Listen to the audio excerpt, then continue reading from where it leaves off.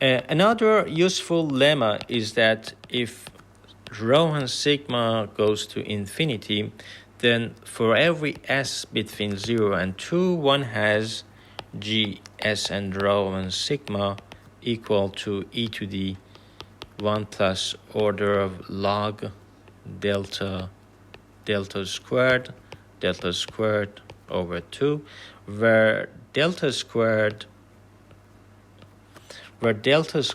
is maximum of rho 2 and sigma 2, minimum of rho and sigma, maximum of rho and sigma. This is less than, and otherwise this is rho 2 plus sigma 2 minus 2 alpha s, rho sigma, and beta 2 of s. So again, by spherical symmetry, of course, G is defined by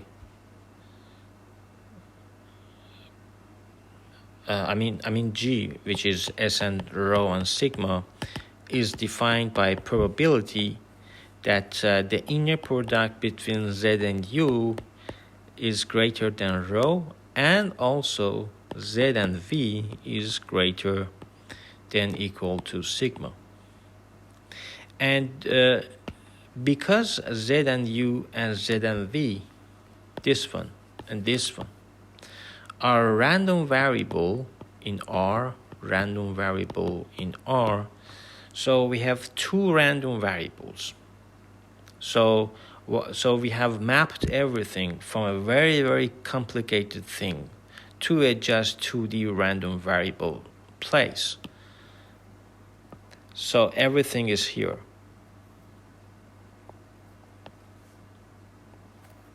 So our event that we are interested in is this shaded area A.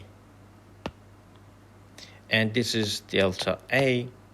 And so now the closest point is a corner like this, but it could be something like this.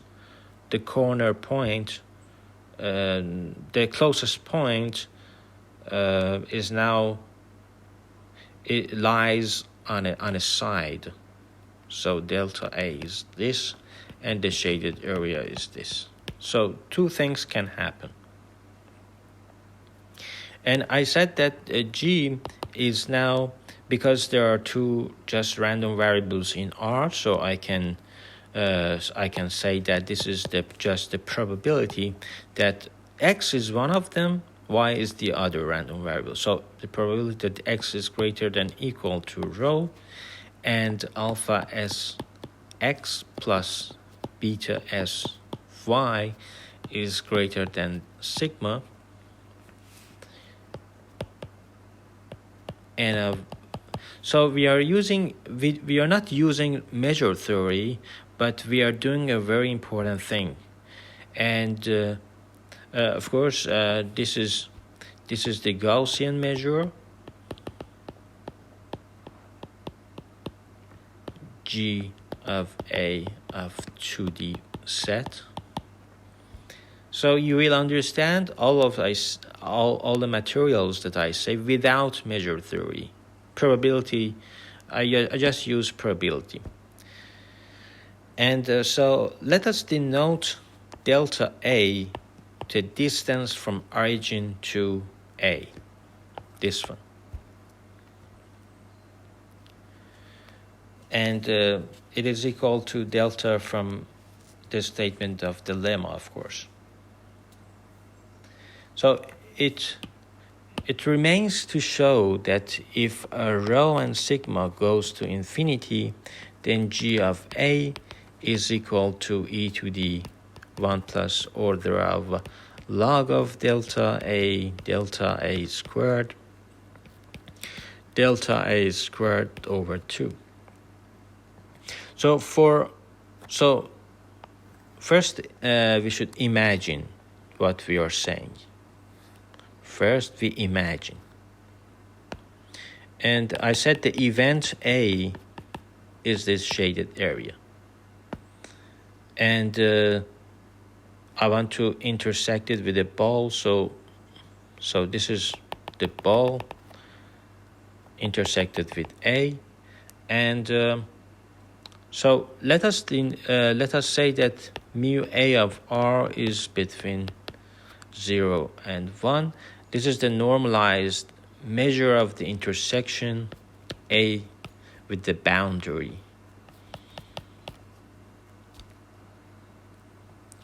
And mu A of R is the measure of A intersection with B, ball of radius R divided by 2PR.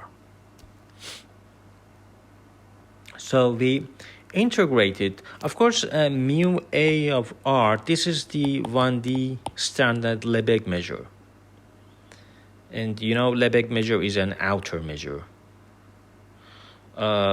Okay, just let's carry on. And integrating the polar coordinates, GA is equal to delta A mu A R R e to the minus R2 dr. The upper boundary, we have the upper boundary because delta A to infinity mu A of R R e to the minus R2 over R dr. This is less than equal to delta A to infinity R e to the minus R2 dr. Because mu A is less than R. I've done this. And this is equal to delta I2 divided by 2. So on the lower bound side, since mu AR, the measure, is non-decreasing as R increases, we get that for every epsilon. For every epsilon, we have delta A mu A of R, R e to the minus R2 dr. This is greater than mu A 1 plus epsilon delta A 1 plus epsilon delta A to the infinity R e to the minus R2. And this is equal to the measure of 1 plus epsilon delta A e to the minus 1 epsilon to delta A2 over 2. Thus, to get the desired bound, it is enough to show that epsilon tends to 0. And then we have mu A of 1 plus epsilon delta A is greater than equal to epsilon delta A order of 1. And mu of 1 plus epsilon delta A, this is arc cosine of rho 1 plus epsilon delta A minus arc cosine of rho delta A plus arc cosine of sigma over 1 plus epsilon delta A minus arc cosine of sigma delta A, and this is less than delta A squared. So we have a lemma, our final lemma is that if T is greater than equal to 3G that I defined, eta S and eta Q, then with probability at least 0.9, query of Q and Nusser, it finds some point with distance CR from Q. And that is what we wanted. So the proof is in the PhD thesis of Ilya Razenshteyn, and now I just want to carry on and talk about the relation between these different clusters and k-means, k-medians, and I want to show that some people use in the language of strong corset, I mean people like Harplet, Mazumdar, in the language of corsets, and all of these concepts are equivalent. So basically everybody are talking about the same thing. In k-median, we want to choose k center points. C's, for example, we have C1 through CK in RD, and map every point, every data point, x0, xi, to its closest center. Map to closest center Cj. So basically, we want to minimize this objective distance of xi to set C. Of course, you know that this is just minimization of this simple norm. So k-means uses xi minus cj squared. Strong corset is a concept in 2004 by Harplet and Mazumdar, 2004. So we replace data with S, such that f of S and C is inside 1 plus minus epsilon f of x and c. So basically we have a very complex data point x. We map it to S, and we have epsilon n neighbors. So we have n minus 1 of that and 1 point of here. So research on corset size is very active, and it is poly of k to the epsilon, where k is the dimension of your subspace. And you can see this in Sohler and Woodruff, 2018. But now, from now on, I just want to say that we don't know anything. We have just a metric space, and the only natural metric that I use is shortest path metric. Shortest path metric of V, E, and of course it is weighted, it could be weighted. So the k-median objective that I said, f of x and c, can be written as distance of xi and c, which is minimum of distance of xi and cj. And there is a theorem by Fletman and Langberg in 2011 that says in every endpoint metric space, k-median admits a corset of size epsilon k3 log n.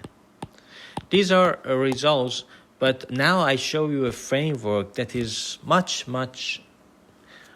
deeper, and you don't need many of these because you construct in a more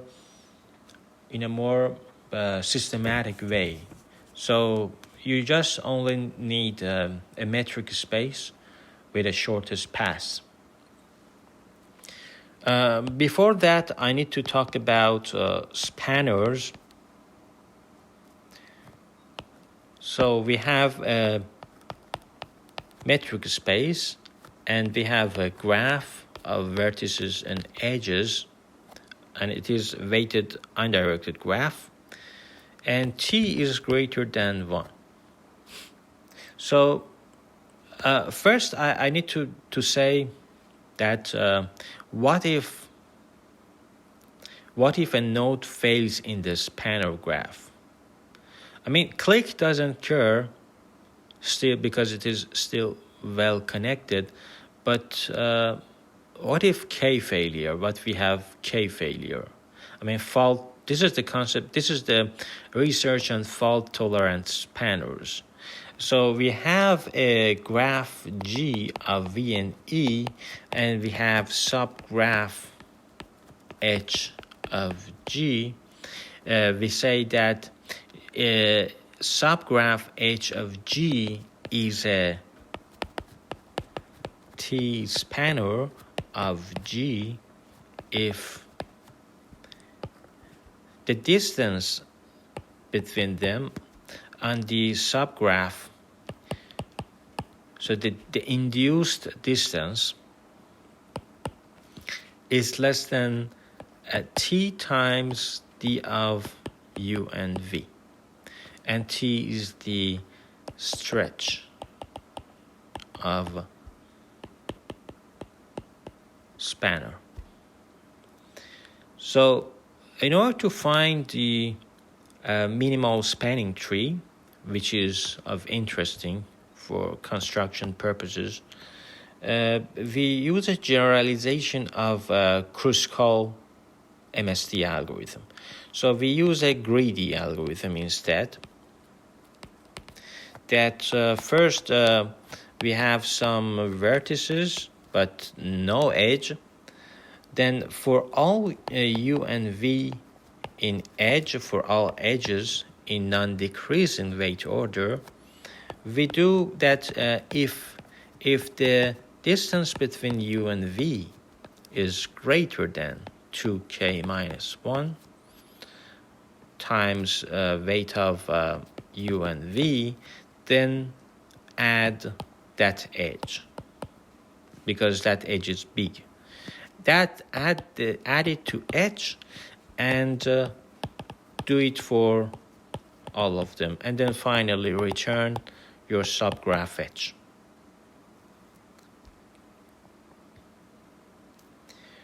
So the concept of graph compression is that so till now we preserve distances, but how about multi-commodity flows, electrical conductions, and cuts? We want to